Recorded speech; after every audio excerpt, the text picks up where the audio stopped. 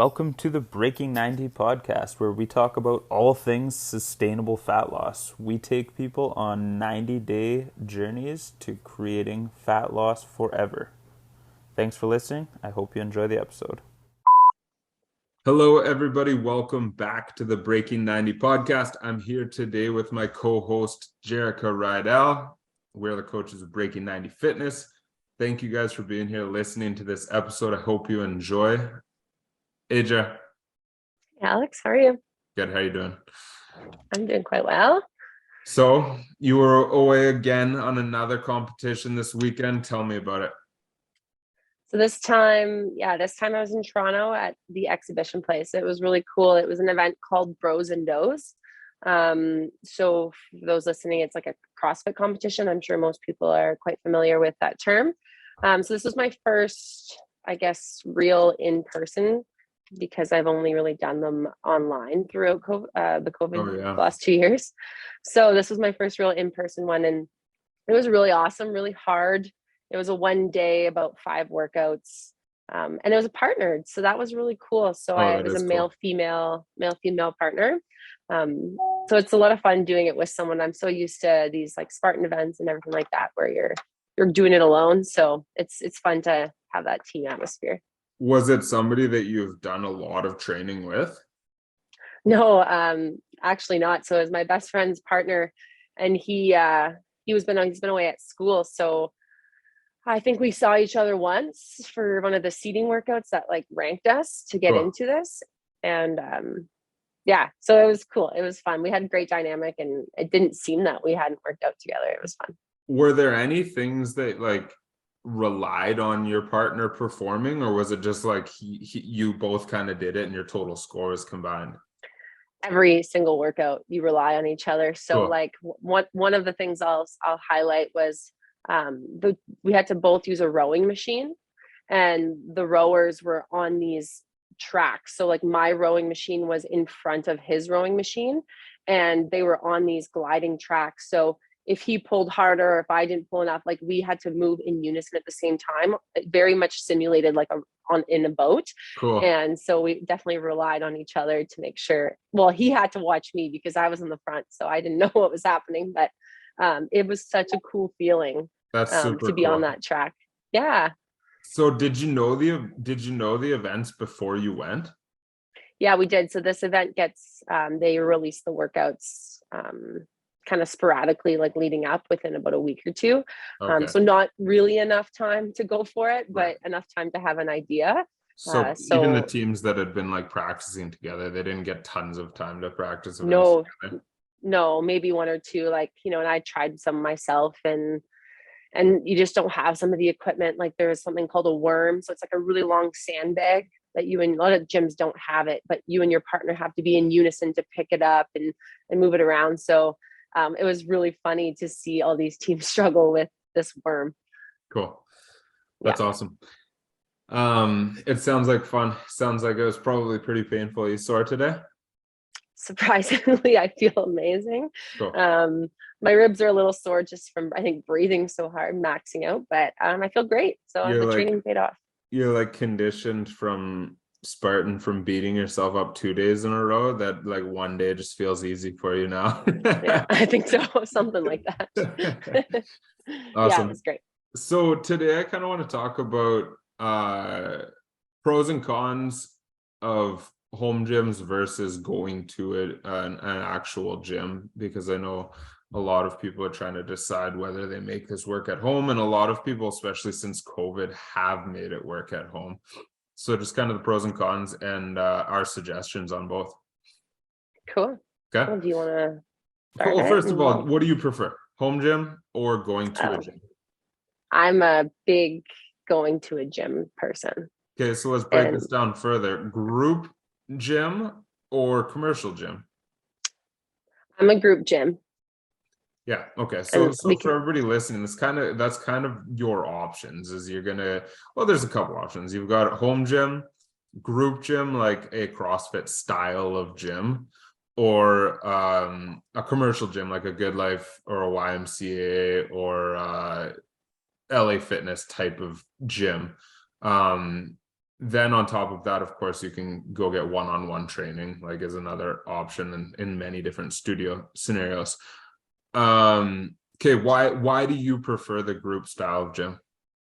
Sure. So first and foremost, the group style, I don't necessarily always work out in the group per se, but I love the atmosphere. For me, it's the energy. I love to feed off other people, and this applies to, I believe, in a commercial gym as well. If someone beside you is just crushing it and going hard, I feed off that energy for sure. And it's like, okay, let's go, let's get to work. But even more than that, the group gym for me is more just like that sense of community. I do rely heavily on my friends and people that I've met through that gym for like-mindedness and similar goals and things like that. So to me, it's a little bit more than just, I guess, a gym. We kind of have a lot of things in common and do a lot of things together. So that's why I prefer it. Now, the reason I prefer leaving my house to any type of gym is the accountability. To me, it's literally in my calendar as an appointment with myself. Yeah. Right. And I think this is one of the biggest spots that will hit home for a lot of you that struggle to work out at home. It's that you need to leave the house. Just like you're not going to be late for that dentist appointment, you're not going to be late. You shouldn't want to be late for that appointment that you've made to the gym, because it's still an appointment, just although it's not with maybe a dentist, but it's still, I see it as a professional, like you still need to go and get there. So that's how I look at it. Cool. I like all three. I've got a membership at a commercial gym that I go to sometimes. I have a good home gym that I use most of the time, and I love the idea of going to a group gym. The problem is if you don't like commit to the style of a group gym, you're kind of like coming and going and not really making progress, right? Like most gyms have progressive design in their training. So if you're just like popping in and out here and there, it's a workout, but it's not really as helpful. So you kind of have to fully commit to that style if you're going to do it, which doesn't really make sense for my life right now. But I could see myself doing it one day for sure, just like fully jumping into a group style. That being said, I love getting like really personal with my workouts and my workout design and my programming. So I like having complete control over that. But I think for a lot of people that do program their own workouts, including myself, we're going to program a lot more of the stuff we're good at, which is a lot more of the stuff we like doing, and we'll probably neglect some of the stuff we don't like doing, which often is because we're not as good at it, right? So that kind of circles back to the accountability factor. And I love what you said, scheduling in your own time, scheduling it in for you. I think if you are considering the home gym style, you have to still be able to do that, or it won't work for you. If you're the type of person that's just like, I'll squeeze it in when I get a chance, that's going to fail you more often than not, I would say. And if you can't schedule it in distraction free, you're definitely not going to get the same quality of workout. If you can if you can book that in your calendar, say I'm training from this time to this time, here's the plan I'm going to do. I'm going to go crush it. If the phone rings, I'm not going to get it. If the doorbell rings, I'm not going to go get it. I'm not going to unload the dishwasher between sets. Then the home gym can work for you for sure, if you can go at it undistracted. What are your thoughts so far? I've got a couple more points there. I want to touch on that. Yeah, like I know my thoughts are kind of a little bit all over the place, but I'm going to counter it a little bit too. And for some people who do the home workouts, and which I think are amazing, and I will touch on some of the pros there, even if you are a bit distracted, it's still better than nothing in my mind, right? So, and I know you're going to support that too. You're still going, I know you'll support that statement, but if you can go into, let's say you have a basement room that's where you do, I would just make sure you have a setup, whether it's just a yoga mat. It doesn't have to be equipment, but just have a space that's tried, or even you roll it out and try to designate an area so that it is like that, in quote unquote, an appointment. You're going to that area. And if something happens during that workout where you need to press pause, like yes, it's convenient. It's conveniently at home. Your kids are screaming at you. You need something. Then take that time and go back. And maybe it is your kids crawling on your back while you're trying to do a plank or what have you. But um, yes, the biggest pro is the convenience, but the biggest con is, I guess, the discipline to make sure you either go back to it or actually do it. Yep. And so that's an awesome point. It's actually the reason that I keep a commercial gym membership. So when I go to the commercial gym, I go there to crush it and get like one of my best workouts. The workouts I do at home are like the better than nothing style of workouts. It's when I don't have, so you're going to save a ton of time if you have a home gym because you don't have any commute. You can wear your gym clothes around your house. You like, obviously it's faster to get to your home gym, finish your home workout, and then be done. So when I'm on a time crunch, the home gym, I pick 2 lifts and I crush those 2 lifts. I do a good job of those 2 lifts and I wrap it up. Is it ideal? Maybe not, but it's a lot better than nothing, and I can do it consistently. So that's what I do with my home gym, and then I go to that commercial gym when I want to get in the zone, spend a little bit longer, and go deep into a workout. Thoughts? So far, nothing too crazy. I just wanted to make note too that when we think home gym, a lot of people do think body weight. Maybe you have a set of bands. Like a lot of people listening might not have the dumbbells, the barbells. Like you have a pretty awesome setup, and if I did have it, I probably would use it. But when it is a little bit harder, we talked about progressive overload at the beginning, and it is maybe a little bit harder to, if you're just doing body weight exercises, which I love and I will vouch for, it just is harder to always make it more challenging, whether it's, usually it's adding more reps or doing it for a longer period of time, but you'll hit a point where, doing 25, 30 squats is just, when you hit a point, you can just keep going, or you just can't really make it much harder. I just want to emphasize that we have household items that we can make these these exercises a bit more challenging, whether it is just filling up 2 water bottles for your shoulder raises or whatever it is. I just want to make note of that. Like there are ways to add progression, although we don't have access to too much. Totally. Yeah. So on that note, if somebody's listening to this and they're thinking about a home gym and they have less than $100 to spend on their home gym, what are they buying? I would say bands would be the first thing. Yeah, agreed. Bands and maybe like a yoga mat, like Jer said. You can do everything with bands. Are you going to be able to add the same amount of resistance as a loaded barbell? No, but you can add a ton of resistance with a band, and you can change. You can add so many more variations to what you're doing with just body weight. That being said, start with body weight. Like there's this unlimited potential really with just body weight. We've had many of our clients go through COVID with body weight only, or like the 2-pound dumbbells they found in their attic. Like you can do a ton with nothing or very little. So don't get in that analysis paralysis or limiting beliefs around the fact that you don't have the availability. But I agree. Under $100, spend your money on bands. Under $1,000. Oh, some dumbbells. Yeah, I would probably add some dumbbells, maybe a kettlebell or two, a couple different sizes of kettlebells. Now we're playing around with some weight. It's a little bit easier to create progressive overload and add resistance to our movements. Maybe a medicine ball or a stability ball. But you're probably not even getting that close to $1,000 here. You could probably do that in far less than $1,000, like a couple $100. You could get the equipment. Yeah.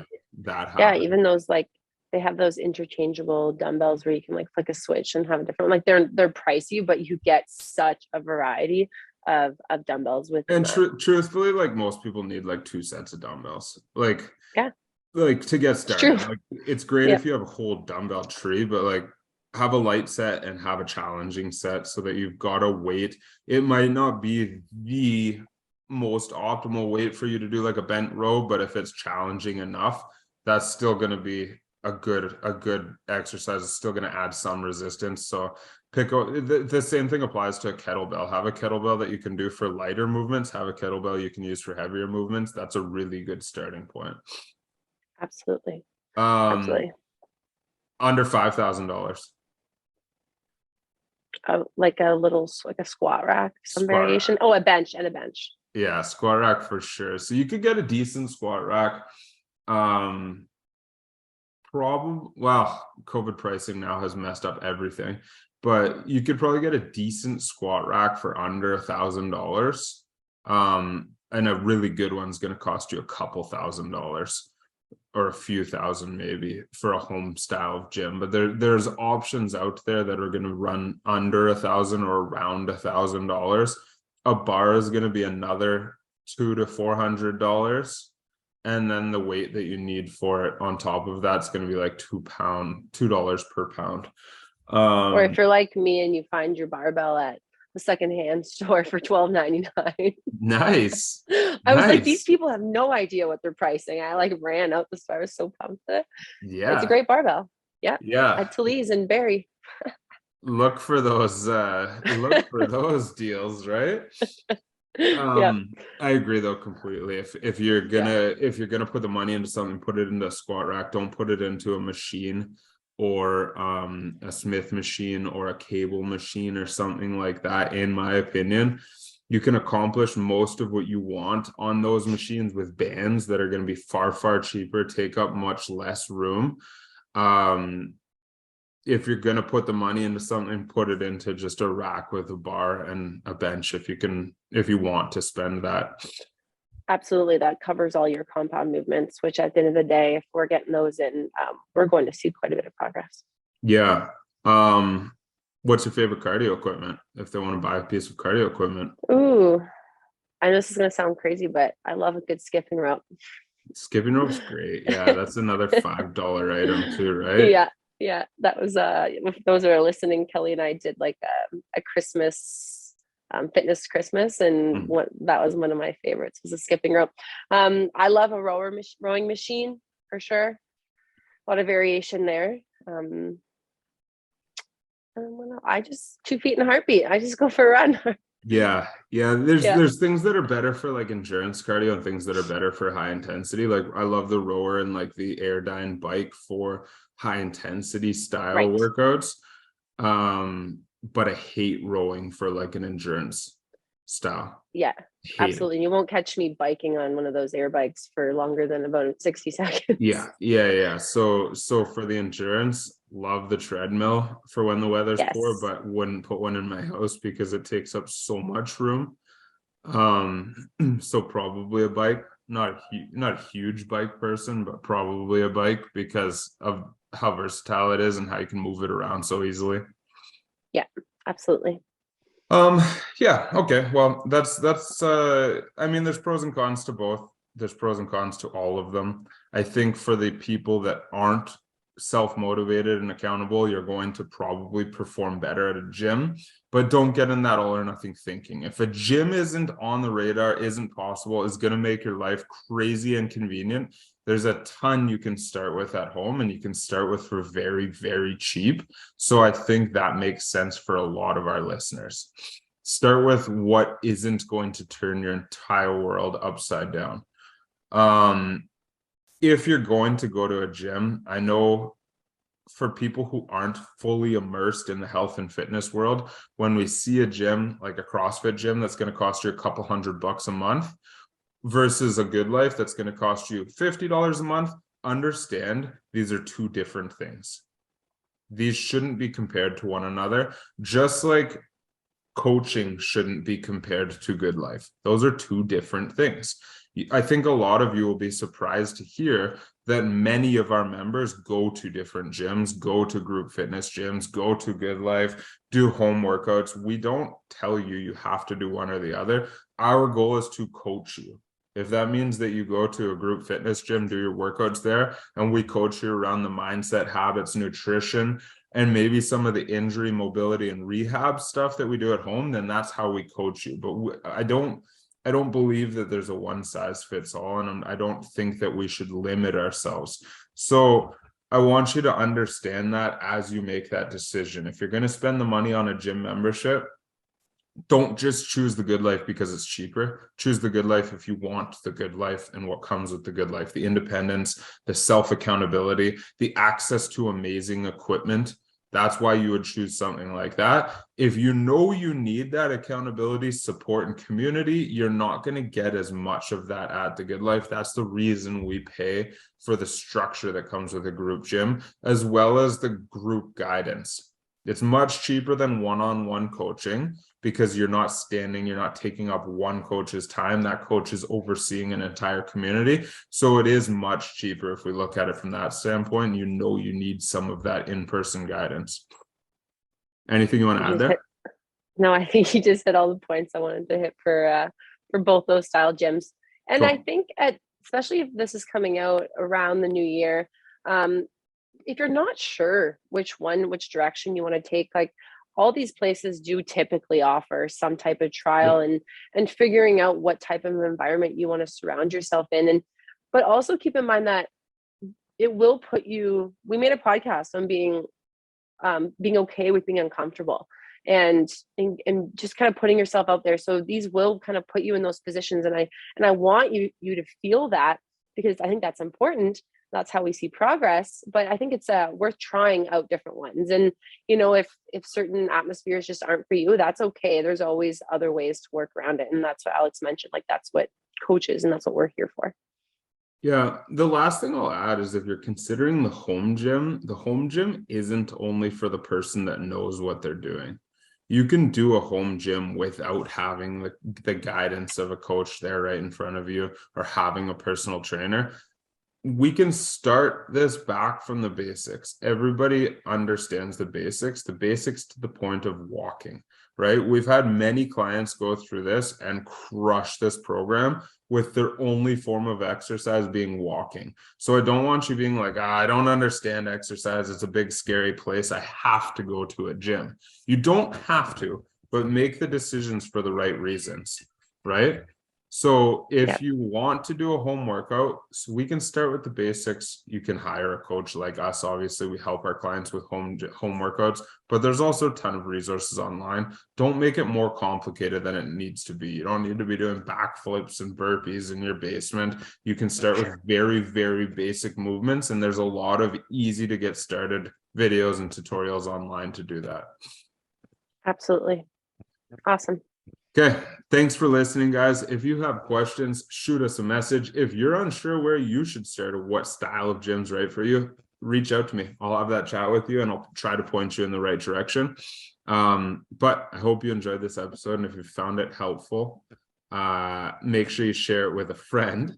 I forgot, Jerica, you're going to leave us with a golden nugget tip. Go.